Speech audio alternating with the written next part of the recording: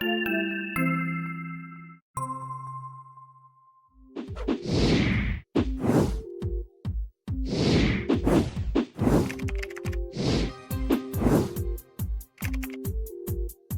today's podcast, we're going to focus on stress, but we're going to talk about stress and some secrets about stress that you may not have thought about before. That's right. From the article entitled Top 10 Secrets About Stress and Health. So the title of our podcast is not that creative because it comes very similar to the source article. But the interesting thing about this is that this is a summary of an article published in the Annals of Psychology. Right. Reputable, professional, scholarly journal.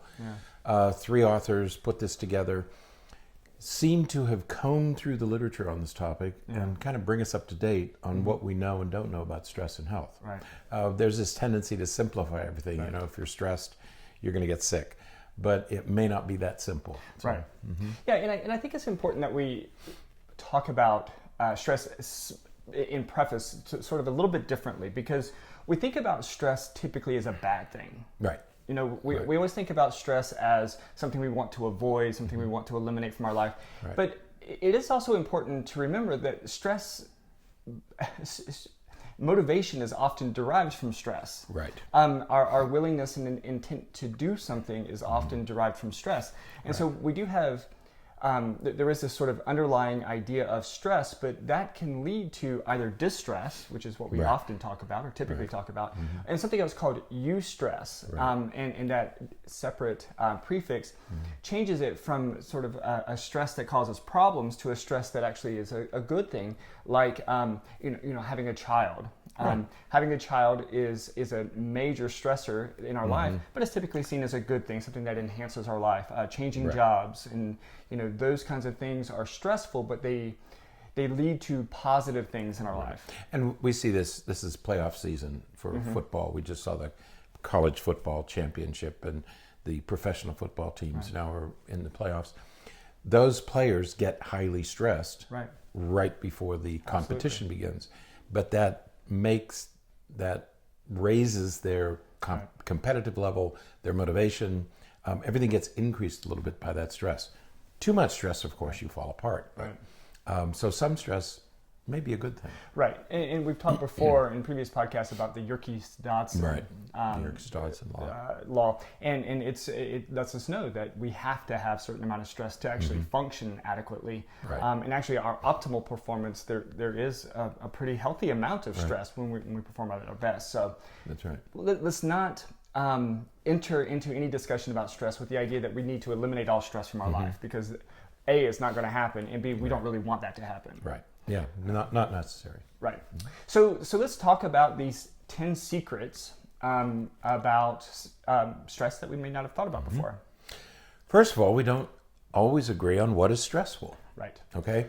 This is actually a very important issue because it's a bit like motivation. Motivation is very hard to study because we say, well, what is motivation? Same thing with stress. What is it? What are the characteristics of a stressful event? What do we mean by that? Okay. Right. Because we've talked about before that what is stressful for one person may not be stressful for another person. Exactly. Or what is highly stressful for one person or something that may cause distress for one person may be eustress for somebody else. And so it is very different per person. So what are the features of a stressful event? There are kind of 4 theories that people abide by. The first one is, how much adaptation does it take to cope with the stressful event? Which is a fantastic way to even think about it. Right. Because what is it, when a stressful situation or event confronts you, how much effort is necessary for you to adapt to that? That's right. And then the second one, the one we typically think about, is the amount of threat or harm that we're confronting. Absolutely. How threatening is it? The snake, an enemy, something like that. A third is the difference between demands and resources. Right. And I really like that one because you may want to really do something. You may be in a situation where you really want to do something, but you simply don't have the resources to do anything about it. Either the strength or the determination or whatever it is. That can be very stressful. I'd like to take this class, but I don't think I have the time or the ability or the whatever's needed. Absolutely. And then the last is something that interrupts your goals. And I got to thinking about this because we struggle in our practices. We struggle with kids who are told no frequently. Right. Well, what sets your child off? Well, whenever he's told no. Right. Well, if a kid is playing a video game, the goal is to finish or to get their very specific goal. If a parent interrupts the goal, you're going to create stress in that child. Right. And that child may become temperamental. And depending on the resources the child has to either express that or Right. to deal with that, he is going to either respond in a positive way or in a distressful way. So parents are inadvertently creating stress, and children will respond like adults do. Absolutely. They will respond to the stress. Right. So keep this in mind, that there's a lot of different ways to look at stress, but I like this idea of the imbalance between what I want to do and what I can do. Okay. And at the end of this first myth, or first secret, is they list 45 stressful events. Right. So just to give you some idea of how many things we're dealing with. So when we talk about stress, we're talking about a multifaceted phenomenon. Absolutely. There's a lot to it. Right. Yep. Number 9. Number 9 is stress can affect a long list of disorders. Okay. And we know a little bit about this. People have been following this in the literature. We know that stress is related to depression. We know it's related to health. We know it's related to hormone imbalance. It can create or exacerbate existing diseases. And it also reduces our resistance. So there are a lot of things that we know that stress is related to health. So it's related to a long list of disorders. But we're going to see later that it's not a simple relationship. Right. It's a very complex relationship, and not just complex because of the biological reasons. Right. But complex because, once again, it's really difficult to study that specific relationship. Right. You know, the idea of a person is experiencing some illness or something, and then they're exposed to a stressful situation. Some people respond differently to those because, again, we don't even know what level of stress that particular event will cause in that particular person. And so there's so many variables in it that it's really difficult to study. Right. One of the things to remember is that when you're stressed, you're not only going to increase your susceptibility to being sick, but you're also going to change your daily routines. Right. You may drink more. You may not absolutely. sleep as well. You may not eat as well. So your stress can also discourage healthy living habits, and you resort to unhealthy living habits, and that's going to increase your risk for disease. Absolutely. Okay? And all of that leads really well to number 8. Right. Which is, just because you're stressed doesn't mean you're going to get sick. Right. Okay. Right. Because again, I think we're going to keep coming back to number 1, and that is what's stressful for one person may not be stressful for another person. And so just because you experience something that is stressful, or something that's even on that list of stressful events, doesn't necessarily mean that you're going to get sick. Right. Yeah, because there was a wonderful experiment that was done. I think one of these authors may have done the experiment. They took a group of people who were not stressed and a group who were under stress, and they exposed them to the common cold virus. And as you might expect, the people who were stressed, more of those people got the cold. Right. But not everybody who was stressed got the cold. Right. So there isn't a one-to-one correspondence between the two. So just because you're stressed doesn't necessarily mean you're going to get sick. Right. Okay. Absolutely. The other one, I like this one. Number 7. Stressful events are not random. Right. Okay. They don't just appear out of nowhere. Some are. Automobile accident. Right. That's random. Okay. Sure. But, and we just talked about this the other day. You can be in circumstances that increase your risk for life stressors. Right. Okay. Low SES. Yeah. Okay. Your temperament. Some people's temperament, the glass is half empty. Right. That sort of negative negative attitudes, or a negative attributional style. If you tend to be very pessimistic and you're in a job and you're kind of always arguing with your boss and you're arguing with coworkers and you tend to attribute negative things to people, you're at greater risk for being fired. Right. And if you get fired, you're going to have a life stressor. Absolutely. Okay? And so they don't necessarily occur at random, and so you have to protect yourself and be mindful of the fact that your attitude can also put you at risk. Right, and I like that you said temperament, or in the adult world we refer to that as personality. Right. Your personality can increase your exposure to stress simply because of your interpersonal skills, your engagement with other people. That's going to increase or decrease your risk for stressful situations naturally, normally. I mean, you're always whining, you're always complaining, you're always, in a bad mood about it. And so people sort of tend to avoid you. Well, then you're alone. Then because you're alone, you're, experiencing more stress. Absolutely. Okay. This is one that we touched a little bit earlier. Diseases might occur before the stress. Right. In other words, you may have a disorder or a disease that you don't know about, but when you get stressed, it makes that disease, makes the symptoms worse. It exacerbates an existing condition. Right, because I think it's important to recognize that illness isn't caused by stress.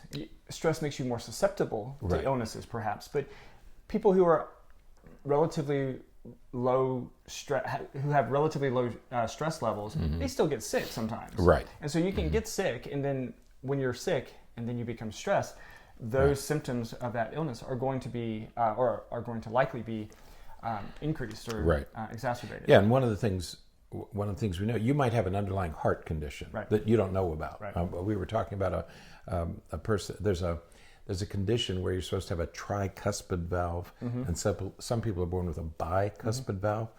Well, you wouldn't know it because we don't do heart screenings for valves. We don't do MRIs. And you wouldn't really know that you have that condition, but if you get stressed, it can trigger the disorder, and then you discover that you have it. Okay, Absolutely. And so it might be a pre-existing condition that until you got stressed, you didn't know about. You may have a weak stomach system, the prone to ulcers, but you wouldn't know it until you increased your stress. So it's exacerbating an existing condition. Absolutely. Okay, rather than causing one. Right. All right. Number 5. Number 5, some stressful events are more powerful than others. Common sense. Yeah, that one's pretty straightforward. Right. Related to number 1, right? Right. You said with number 1. That's right.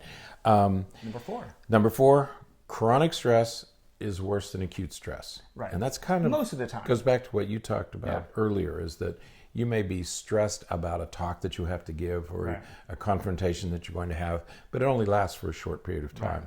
Chronic stress seems to be worse. Right. Okay. And acute stress is this stress that's letting us know that we need to be safe. That you need to do something. Right. You got to do something to be safe. You got to prepare. You have to get to safety. Those kinds of things. Chronic stress is more problematic because there's not necessarily a solution to that. Right. When you're chronically stressed, it's not saying, something's coming after you right now. Right. It's going to take a bigger toll on your overall immune system and body and everything. Yeah, because there was a great book written. Robert Sapolsky wrote a book called Why Zebras Don't Get Ulcers. Right. Okay, and the reason they don't is because they just experience acute stress. Right. It's always acute. It's when you're being attacked. Right. And as soon as the attack is over, everybody settles down. Right. Whereas humans, we manage to put ourselves under chronic stress, either with work or family obligations or going to school. Kids who are in college, you're under chronic stress if you're taking college courses.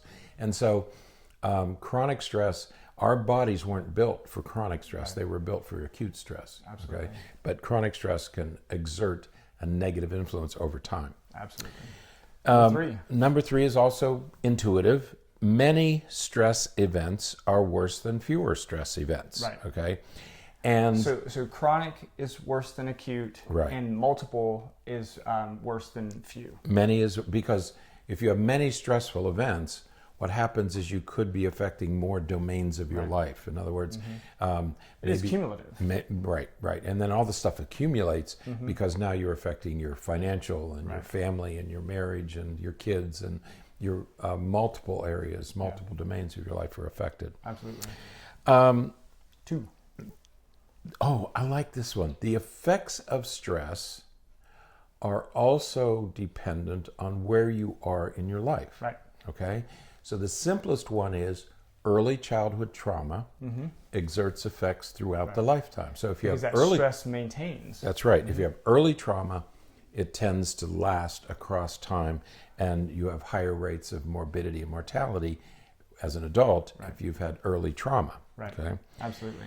The other thing is, and I hadn't thought about this, is if something is supposed to happen and doesn't. For example, you plan to get your driver's license at 16 and that doesn't happen, or you plan to be married in your 20s and that doesn't happen, or you plan to go to college and for some reason you can't go. Right. And so if a normal life event is supposed to happen and it doesn't, that can increase stress. Absolutely. That anticipated activity. Yeah, right.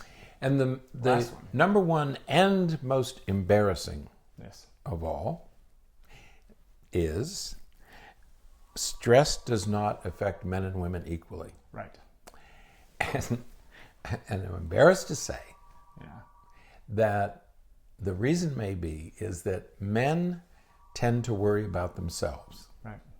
Women tend to worry about themselves and other people. Right. They stress about their children. They stress about friends. They stress about family. Whereas men, being the selfish critters that we are, tend not to worry about anybody else. We tend to worry more about ourselves. Right. So it could be that stress, women experience more stress because they have greater empathy and they have more emotional investment in other people. And that's certainly aggregated data. Sure. All men aren't that way and all women aren't that way. But it goes back to the same thing of accumulated stress. Right. The more things you're stressed about, the more of an impact that stress is going to have on your life. Right, right. So. Okay, so in conclusion, stressful events make a disease that you have worse.